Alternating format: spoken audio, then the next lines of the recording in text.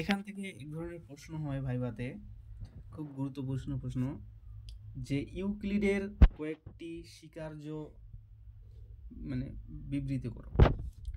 তো এখানে ইউক্লিড কয়েকটা স্বীকার্য বলেছেন, তার মধ্যে প্রথম স্বীকার্য হচ্ছে এটা, যে দুটি বিন্দু দিয়ে একটি মাত্র সরলরেখা আঁকা যায়।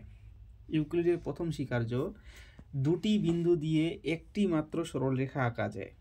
2 নম্বর, একটি সরল রেখাংশকে উভয় দিকে যত ইচ্ছা বাড়ানো যায়।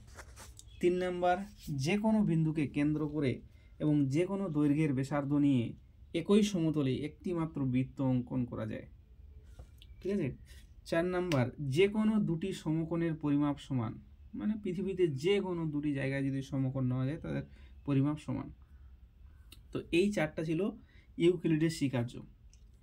আর প্লেফেয়ারের বিবৃতি বা স্বীকার্য ছিল এরকম, একটি সরলরেখার বাইরের কোনো বিন্দু দিয়ে ওই সরলরেখার সমান্তরাল একটি মাত্র সরলরেখা আঁকা যায়।